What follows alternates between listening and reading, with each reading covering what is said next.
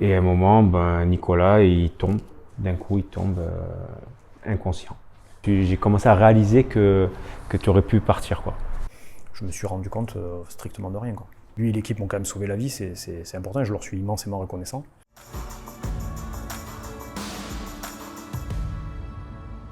Moi, je suis très très content qu'on se retrouve aujourd'hui. Je vous l'avais dit un petit peu avant, mais on a créé la boîte avec des associés depuis 8 ans. Life Is, notre mission, c'est de faire en sorte que tous les citoyens, toutes les personnes, des entreprises soient capables de sauver une vie et évidemment de sauver des vies et de changer le destin d'un arrêt cardiaque, d'un accident qui pourrait arriver. Et ben aujourd'hui, on a un peu un exemple typique qui peut inspirer beaucoup de gens, d'une personne qui est intervenue, Cyril, et d'une personne qui a été sauvée, Nicolas.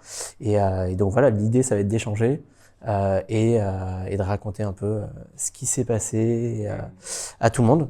On peut peut-être commencer juste par se présenter. Ouais. Cyril. Moi, je m'appelle Cyril Lim, donc j'ai 46 ans dans quelques jours.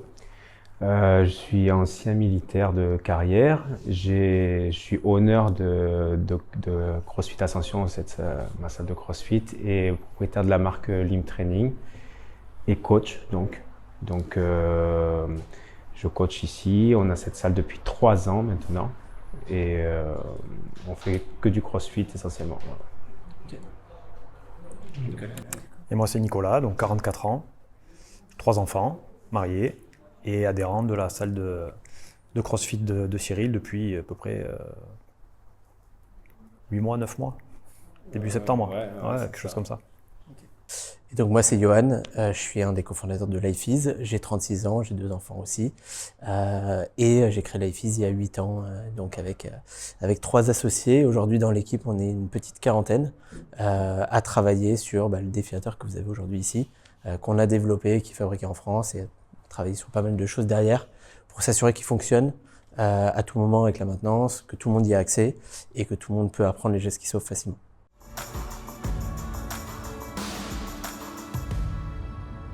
Je vais commencer juste par vous, Cyril. Est-ce que vous pouvez juste m'expliquer un petit peu quand est-ce que vous avez créé la salle, quand est-ce que vous êtes posé la question ou pas d'un défilateur, pourquoi Donc bon, la salle, comme je dis, ça fait 3 ans qu'on l'a créée. Donc c'était après avoir fait ma reconversion dans les métiers du sport, notamment dans le CrossFit. Avec ma femme, on a créé cette salle qui elle-même est coach sportive. Et il y a à peu près 2 ans, un ami coach à moi m'a dit parce que moi je cherche un défibrillateur. Ouais. Parce que déjà la loi l'impose maintenant dans les salles de sport. Mais aussi, je pensais que c'était utile d'avoir ça sans penser m'en servir un jour. Mais comme un filet de sécurité, quoi. Ouais. D'avoir quand même ça parce qu'on fait quand même du sport. Quel que soit le sport, on va bouger, voilà. Donc j'avais cette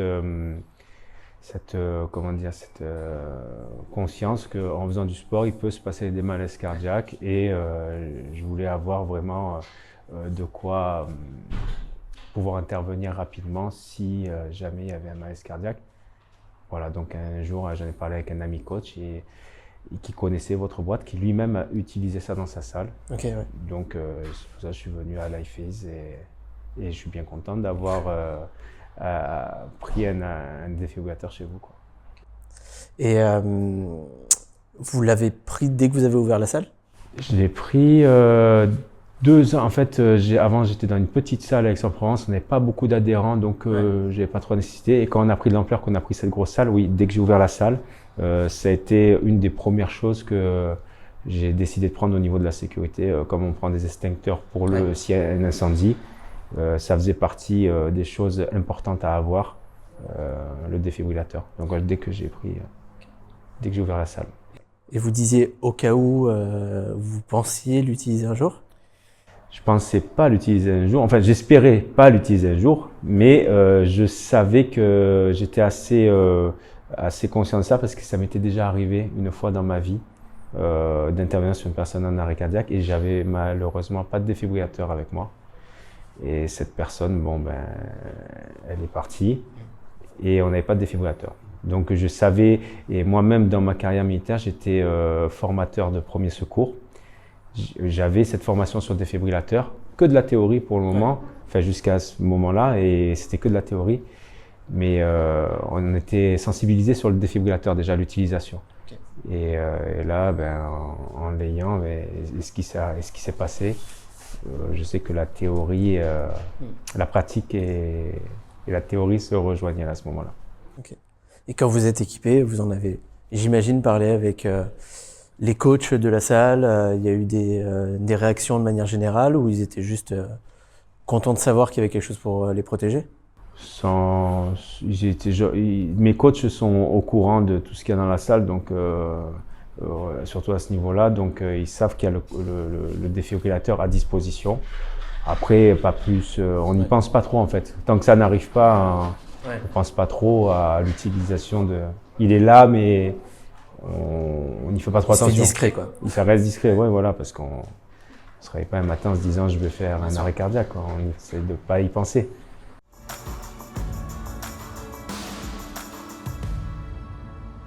Nicolas, du coup, est-ce que vous pouvez un peu m'expliquer avant, on va dire, ce jour-là, est-ce que vous étiez conscient que est-ce que vous aviez un problème cardiaque, est-ce que vous aviez des problèmes de santé, quelque chose, ou vous viviez juste votre vie de manière, on va dire, tout à fait normale? Alors il est probable que j'avais certainement quelque chose, mais en tout cas j'en étais pas conscient. C'est-à-dire que alors, c'est un peu tôt aujourd'hui par rapport à la date à laquelle l'accident s'est produit pour avoir toutes les réponses, mais le jour où je suis venu faire du sport, en tout cas donc ce 5 février, dans ma tête tout allait bien, quoi. J'avais aucun problème, j'avais pas eu d'antécédents avant, je suis quelqu'un de sportif depuis toujours, je ne fume pas, très peu d'excès sur l'alcool ou quoi que ce soit. Donc je venais faire du sport tranquillement, toute sérénité on va dire. Et voilà, malgré tout, l'accident s'est produit quand même, quoi. Ce qu'il faut savoir, on en parlait un petit peu tout à l'heure, mais c'est que les arrêts cardiaques, ça peut toucher vraiment n'importe qui, contrairement à ce qu'on pourrait croire. C'est pas du tout que des personnes âgées, et l'immense majorité des personnes qui sont victimes d'un arrêt cardiaque, elles sont pas suivies ou diagnostiquées pour un problème cardiaque avant. C'est souvent un premier événement qui arrive, et c'est pour ça que c'est si important d'être prêt aussi à réagir. J'imagine qu'avant, vous imaginiez même pas potentiellement faire un arrêt cardiaque un jour. Jamais de la vie. Non, pour moi, j'ai toujours pris soin de ma santé et de mon cœur encore plus, puisque je faisais beaucoup de courses à pied. Donc c'est vraiment l'organe que je ne pensais pas voir me lâcher le premier. Voilà, pour être tout à fait honnête. Du coup, je vous propose de revenir sur le jour de l'intervention de l'arrêt cardiaque de Nicolas, et que Cyril, vous nous explique un petit peu le contexte, ce qui se passait à ce moment-là. D'accord. Donc on est un jour de coaching comme tous les autres. Juste après l'échauffement, on venait juste de terminer l'échauffement, j'allais expliquer un exercice, là justement derrière, j'allais expliquer un exercice. Nicolas, ils étaient tout un groupe, ils étaient à peu près 6-7, dont Nicolas dans le groupe. Et à un moment, Nicolas, d'un coup il tombe inconscient. Voilà, donc après, comme il tombe inconscient, je me dirige de suite vers lui. Ça arrive des fois qu'on a des petits malaises suite à une hypoglycémie ou des choses comme ça. Donc, je viens au début assez serein parce que c'est pas des choses qui sont, voilà, c'est des choses qui arrivent. Mais de suite, je vois qu'il a une difficulté respiratoire. Et au bout donc je commence à le mettre en PLS. Et là, je vois que sur cette difficulté respiratoire, elle s'aggrave et un arrêt, quoi. Il arrête de respirer. Donc là, je prends les constantes, pas de pouls. Je le remets sur le dos, je vois pas de mouvement de ventre, pas d'air sur la joue, enfin pas d'air qui sort de son nez. Je me dis, bon là il est en arrêt. Alors de suite, la première chose qui m'est venue à l'esprit, c'est prendre le défibrillateur. Et le défibrillateur, donc je l'ai mis directement en place. Et après, mon coach qui est avec moi, un autre coach qui est avec moi, lui a passé directement les secours. Passer directement l'alerte, voilà. Et à ce moment-là, donc le défibrillateur a commencé à faire son analyse. Je l'ai laissé faire parce que tout est automatisé dessus. Ouais. Donc il a fait son analyse et donc là il a dit de suite il faut choquer. Donc j'ai écarté tout le monde. Il a fait son choc et j'ai commencé mon massage cardiaque. Donc j'ai fait la procédure qu'on sait faire quand on a le premier secours. Donc j'ai fait le 30 massages. Une adhérente qui était là a envoyé 2 insufflations. On a fait parce que cette adhérente aussi avait le PSC, le premier secours civique. Donc elle a su de suite intervenir. Elle a été assez sereine. Et j'ai refait un deuxième cycle de 30 massages. Là, Nicolas est revenu à lui, s'est mis à vomir. Et là, le défibrillateur a refait une analyse, il me semble, parce qu'après, c'est un peu. Ouais, il continue à faire une analyse. Voilà, il refait une analyse. Et là, il dit ok, tout va bien. Enfin, j'ai plus exactement les mots.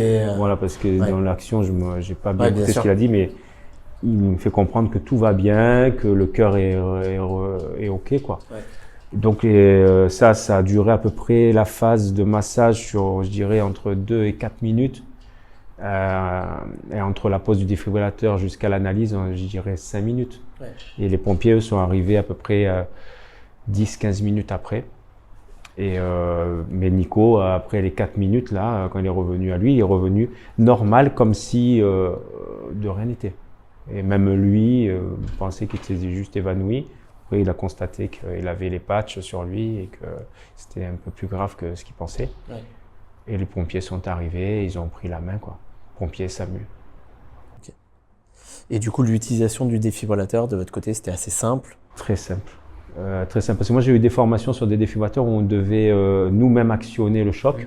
Après là, une certaine analyse. Donc lui, celui-là, il est automatique. Ouais. Donc j'avais juste à poser les patchs. C'était clair sur les explications quand on déchire les patchs. Vraiment, tout était bien expliqué. Donc c'est-à-dire que même dans la panique, parce que quand même c'est un moment de stress, on voit, et même si on connaît déjà un peu, qu'on a été formé, on voit quand même que les patchs où il faut les placer, c'est bien éclairé à ce niveau-là. Donc une fois que les patchs sont posés, le défibrillateur, il a fait tout le boulot qu'il fallait faire, quoi. L'analyse et délivrer le choc. Et les secours, ils vous guidaient aussi ou c'était une autre adhérente du coup qui était au téléphone avec les secours? C'était un autre coach de la salle qui était au téléphone. Lui, parce que avant de prendre le défibrillateur, j'ai de suite dit appelle les secours quand même parce que je voyais qu'il avait quand même une détresse respiratoire. Donc je pensais même pas que c'était un arrêt cardiaque au début, mais au cas où, j'ai dit appelle quand même les secours pour quand même le prendre en compte. Parce que c'était pas non plus un simple évanouissement. Et lui, pendant que je faisais la pose du défibrillateur et les massages, en fait, lui, il annonçait au fur et à mesure au secours, parce qu'au début, il a appelé les secours, c'était pour un malaise. Les malaises, ça s'est transformé en arrêt cardiaque, ça s'est transformé en il est en train de faire les massages, ça s'est transformé, voilà. Et jusqu'à ce qu'ils disent, il est revenu à lui-même. Bon, les secours étaient déjà partis. Mais l'opérateur, au bout du fil, il a assisté en fait à toute la scène en direct de A à Z, quoi. D'accord. Et quand ils sont arrivés, ils ont pris le relais? Quand ils sont arrivés, ils ont pris le relais. Ils ont gardé le défibrillateur sur lui parce qu'ils ont dû partir avec le défibrillateur à l'hôpital pour après faire une analyse, vous le renvoyer. Ce qu'ils nous ont dit. Donc après, ça c'était leur taf. Donc il est parti avec le défibrillateur. Mais quand ils sont partis avec Nicolas était déjà revenu à lui-même et il me disait même qu'il devait aller chercher sa fille. Enfin, pour lui, il ne s'était rien passé, quoi. Ouais. Et du coup, Nicolas, pendant tout ce temps, justement, entre on va dire le moment où Cyril vous a vu vous effondrer et le moment où vous avez repris conscience, vous, c'était quoi? Comment vous avez vécu ça? Qu'est-ce que vous avez compris un peu de la situation? Donc, alors, entre le moment où je suis tombé et le moment où il m'a réanimé, alors pour moi, il s'est passé rien du tout. Tout simplement, j'ai rien vu. Enfin, quand j'ai repris conscience, voilà, comme il a décrit Cyril, je me voyais en train de vomir et limite, je pensais avoir fait un malaise ou d'avoir fait un excès, avoir forcé un peu trop. Enfin, voilà, je me suis rendu compte strictement de rien, quoi.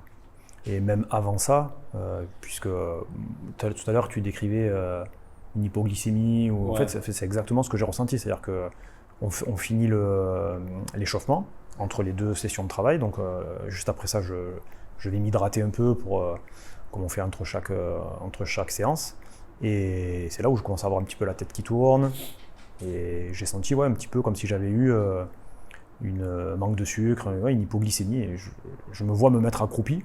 Visiblement, j'ai pas eu le temps de finir de me mettre accroupi, mais et puis terminé. Plus rien. Et après, quand vous êtes réveillé, entre guillemets en forme, quoi, Ah oui, moi là je me levais, je nettoyais la saleté que j'avais fait partout, puis je rentrais chez moi, quoi. C'était pas. D'ailleurs, je crois que j'ai des souvenirs qui sont pas très clairs tout à fait de cette soirée-là, mais je te vois me redire, sans vouloir me brusquer, ne bouge pas trop, je crois que tu es parti. Je vois me dire ça. Et en fait, c'est surtout quand les pompiers m'ont dit que j'avais fait un arrêt, parce que je voulais pas forcément aller à l'hôpital, que j'ai compris que c'était quand même plus grave que ce que je croyais. Mais même là, je me rendais pas vraiment compte. Ok. Et du coup, on va dire, c'est un coup du sort que ça soit arrivé là pendant la séance de CrossFit avec un déflecteur qui était là et qui a permis d'intervenir. Quand on en parlait tout à l'heure, vous disiez ça aurait pu arriver à un autre moment dans la journée ou à un autre moment où vous faites du sport, etc. Je sais pas, par exemple, qu'est-ce que vous faisiez au début de la journée, qu'est-ce que vous aviez prévu après la séance de CrossFit et du coup, est-ce que vous avez aussi été conscient de ce côté c'était le moment où ça a pu tout changer? Disons que s'il y a une chose qui m'a le plus choqué dans cette histoire, c'est quand même ça. C'est que finalement, j'ai été très chanceux que ça se passe ici, parce que bon, on va dire que le pire qui pourrait arriver, c'est que ça m'arrive chez moi. Donc si ça m'arrive chez moi, par exemple, avec la famille, ma femme, mes enfants, qui sont impuissants devant cette fatalité, ça peut être... Bon, d'abord, je ne serai plus là, mais en plus, ça peut être quand même assez traumatisant pour eux de me voir partir alors qu'ils ne peuvent rien faire. Après, j'aurais pu très bien faire du sport, par exemple en colline, partir courir, et puis tomber tout seul dans un coin. Et puis voilà, il restait comme ça, de manière très, très bête. Et c'est vrai que là, effectivement, j'étais dans de bonnes mains. J'ai eu, comme vous le disiez tout à l'heure, le destin qui fait que je suis tombé au bon moment, avec les bonnes personnes, avec une équipe en or, quoi. Voilà. Bon, en même temps, j'avais choisi cette salle aussi pour ça. Mais voilà, parce que on sent qu'il y a des gens professionnels et c'est une vraie famille, quoi. Et du coup, je me suis pas trompé, hein. J'ai bien choisi.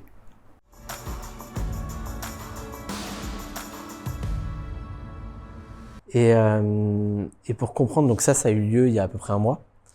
Depuis, qu'est-ce qui s'est passé après le fait que vous soyez emmené par les secours, etc. Depuis aujourd'hui, je crois que vous avez subi une intervention. Alors en fait, j'ai fait 5 jours de soins intensifs suite à cet arrêt cardiaque. Et c'est au bout de 5 jours, ils m'ont implanté un défibrillateur autonome, donc interne, sous-cutané. Et il n'y a qu'une fois qu'ils m'ont implanté le défibrillateur que j'ai pu sortir des soins intensifs pour aller en chambre, on va dire, un peu moins surveillée. Parce que sinon, j'étais alité sous électrocardiogramme 24h/24. Hein. Et donc j'ai fait encore 4 ou 5 jours à l'hôpital. Et c'est qu'ensuite que j'ai pu rentrer chez moi, bien surveillé quand même, et après à peu près 8 à 10 jours d'hôpital. Et puis depuis, c'est la convalescence, on va dire, lente et à la fois un peu transparente, parce que c'est vrai qu'on ne se sent pas malade quand on a... En tout cas, moi, j'ai bien récupéré. Donc effectivement, même si mes capacités physiques sont un peu diminuées, le reste, tout va bien, j'ai pas de séquelles. Donc psychologiquement, tout va bien. C'est vrai que je me sens normal.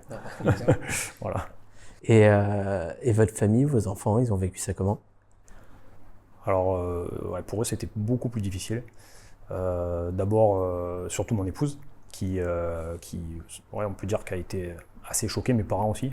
Je crois que tu as pu les croiser avant moi, mais ils étaient... On va dire qu'ils ne pensaient pas que ça pouvait m'arriver, surtout pas à moi. Parce que, bon, comme je le disais en préambule, je suis quelqu'un d'assez sportif, donc ils imaginaient qu'il pouvait y avoir un accident, c'était pas forcément à quelqu'un comme moi, et malgré tout, ça arrive. Donc on est un peu face à la fragilité de notre corps face à cette problématique, et ils ont été pas mal secoués. On s'est rendu compte que la vie est importante et fragile. Et là, je crois que c'est la première fois que vous revenez ici, que vous avez revu aussi Cyril.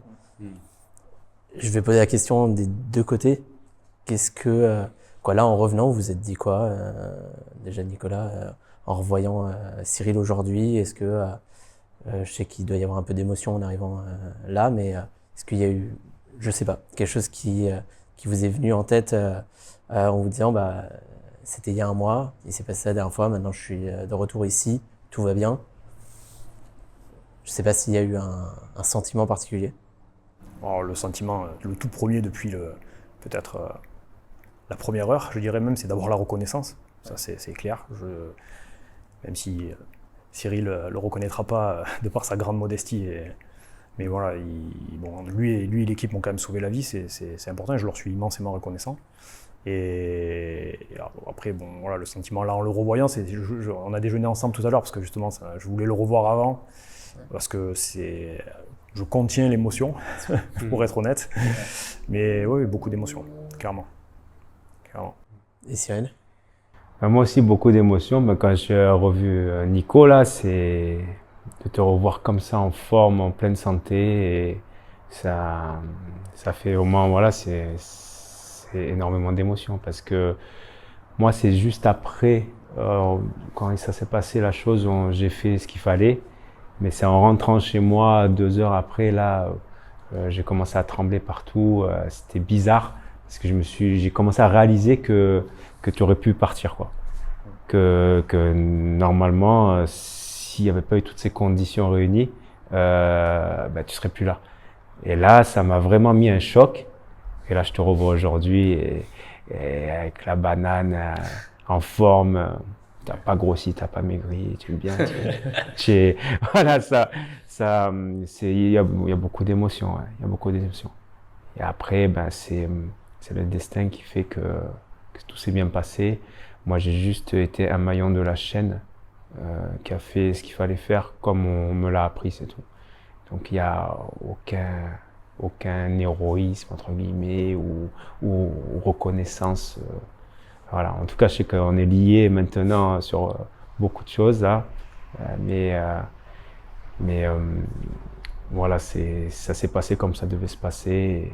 Avec les bonnes personnes, toute la chaîne s'est déroulée comme il fallait, les secours sont venus au bon moment, il y avait le défibrillateur qui était très très important et voilà.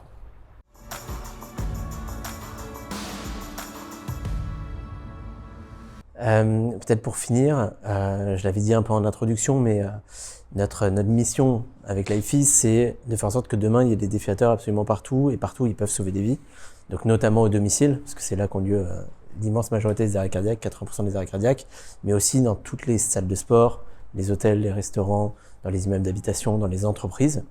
Dans cette logique-là, on essaye de propager le message que les arrêts cardiaques, ça peut arriver à tout le monde, que c'est pas une fatalité, qu'on peut agir comme vous l'avez fait, avec des gestes assez simples au final, accessibles à tous, avec un défibrillateur. Et en fait, dans cette logique-là, il faut réussir aussi à apprendre aux gens que c'est possible, parce que c'est pas une évidence pour les gens qu'un défibrillateur aujourd'hui c'est accessible à tous et que tout le monde peut l'utiliser. Est-ce que vous auriez un message un petit peu, si vous parliez à un collègue qui a une salle de sport ou à un collègue qui a un restaurant, sur l'importance de s'équiper? Moi, si je prends un collègue qui a une salle de sport, je lui dirais prends-le obligatoire, quoi. Comme on prend une assurance pour sa salle de sport qui est obligatoire. Même si ce n'était pas dans la législation maintenant qu'il faut des défibrillateurs dans les salles de sport, même si ce n'était pas une obligation, je conseille d'en prendre parce que ça peut arriver à tout le monde. Mais au-delà du sport, parce que dans voilà, faut pas faire d'amalgame avec le sport. Le sport, il faut en faire, et il faut en faire beaucoup. Alors, faut pas devenir un accro du sport et plus avoir de vie sociale, mais il faut que ça fasse partie de l'hygiène de la vie, de faire régulièrement du sport parce que le sport, ça entretient justement le cœur. Donc, il ne faut pas faire d'amalgame sport égale arrêt cardiaque. Et j'ai envie de dire que des défibrillateurs, il faudrait qu'il y en ait de partout, en fait, encore plus. Et pas hésiter. En fait, je pense maintenant, j'espère que ça ne m'arrivera plus de vivre une situation. Enfin, j'espère rien parce que si ça doit se refaire, ça se refera. Mais la première chose que s'il se passe quelque chose comme ça, un autre événement comme ça, la première chose que je conseille aux gens, c'est de demander est-ce qu'il y a un défibrillateur dans le coin, en appelant bien sûr les secours, en faisant toute la procédure. est-ce qu'il y a un défibrillateur? Parce que là, j'ai vraiment vu que le défibrillateur, le fait d'avoir fait le choc, l'analyse et tout, ça a ramené Nicolas à la vie, quoi. Enfin, voilà, ça l'a ramené à respirer, à ce que son cœur refonctionne. Et sans le défibrillateur, je ne sais pas ce qui se serait passé en fait. Mais vraiment, le défibrillateur, ça, maintenant, je conseille vraiment d'avoir un défibrillateur. Et dans les salles de sport, et de maximum dans tous les lieux où il y a du public. Mais j'ai envie de dire même chez vous, parce qu'il peut se passer ça avec papa, maman, tonton, au repas de famille. Et c'est vrai qu'avoir un défibrillateur, on est beaucoup plus... ça sauve la vie, ça sauve la vie. Je vous dis clairement que si on n'avait pas le défibrillateur, je ne sais pas comment ça serait passé. Mais en tout cas, ce qui est sûr, c'est que le défibrillateur, il a fait son job et il l'a bien fait. Voilà, donc maintenant, en tout cas pour ma part, je fais plus de séances de sport sans défibrillateur. D'ailleurs, je raconte cette anecdote.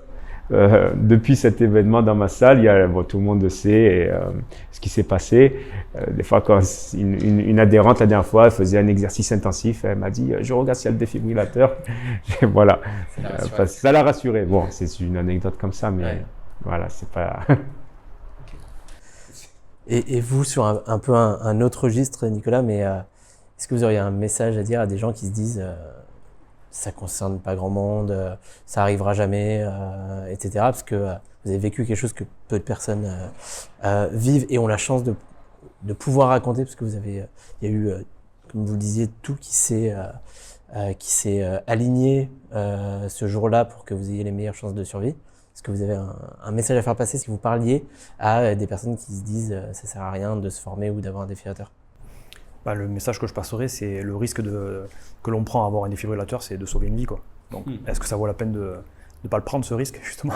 Donc, il faut s'équiper parce que clairement, sans défibrillateur, peut-être que je serai encore là, peut-être. Mais avec, c'est sûr qu'on maximise les chances. Voilà, grâce, comme me disait Cyril, au fait qu'il ait fait son job, je suis là, j'ai pas de séquelles surtout, parce que j'aurais pu revenir avec des séquelles aussi, ça aurait pu être plus long, ça aurait pu être plus difficile. Bon, voilà, donc je vois pas en fait quel frein on peut avoir à pas vouloir s'équiper, si ce n'est peut-être la méconnaissance, en tout cas le manque de connaissances sur le sujet. Donc voilà, c'est très bien, c'est aussi pour ça que j'ai accepté de faire cette interview, parce que je pense que c'est important de passer l'information et de partager l'expérience pour pas que ça se reproduise. Voilà. Ou en tout cas que ça se reproduise, puisque là ça s'est bien passé. Plutôt en cas de besoin, voilà, que ça soit fait dans les mêmes conditions. Ok, super. Merci beaucoup. Est-ce que vous aviez des questions de votre côté, je sais pas, sur nous, sur le défibrillateur, sur les arrêts cardiaques, de manière générale? Vous n'êtes pas du tout obligé d'en avoir, mais c'est que moi qui ai posé les questions jusque-là. Non. Voilà, en tout cas, je voudrais dire aussi que, déjà, oui, les gestes de premier secours, il faut s'y former. Il faut qu'il y ait un maximum de personnes qui sachent intervenir, ne serait-ce déjà passer l'alerte. Les défibrillateurs, c'est super important, comme on l'a dit.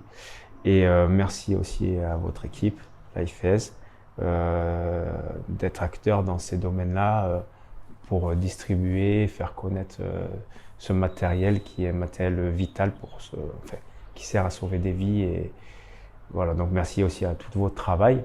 Parce que maintenant, le défibrillateur, ce n'est pas comme… Il faudrait que ça soit vu, justement, grâce à votre travail, ce que vous amenez, à ce que ça soit un objet du quotidien, comme un extincteur. Quand on rentre dans une pièce, on sait qu'il y a un extincteur. Ça ne veut pas dire qu'on va se dire on a peur qu'il y ait un incendie, mais un extincteur, au cas où ça démarre, on peut l'éteindre le feu. Les défibrillateurs, maintenant, il faudrait qu'il y en ait de plus en plus pour que les gens puissent se dire si se passe quelque chose, on a un petit filet de sécurité là pour gérer ça. Bien sûr, en tout cas merci, parce que effectivement il y a une équipe derrière qui travaille depuis des années pour que des moments comme ça arrivent, et surtout pour que des moments où il n'y a pas de défibrillateur n'arrivent pas, pour pouvoir changer les choses. Et sincèrement, je pense que juste vous voir, montrer ça à l'équipe et tout ça, c'est un peu le meilleur des cadeaux qu'on peut donner à l'équipe, parce que ça donne tout le sens du travail qu'on réalise depuis de nombreuses années, quoi. C'est un beau travail. Merci en tout cas d'avoir été disponible aussi et d'accepter de partager ça, parce que c'est assez fort. Je sais que pour vous, Nicolas, c'est quand même très récent. Et même si pour Cyril aussi, mais ça peut aussi être pas évident à partager. Et je pense que ça peut aider aussi à convaincre beaucoup de gens et à nous aider, nous, dans notre mission. Donc c'est super. J'espère, c'est fait pour.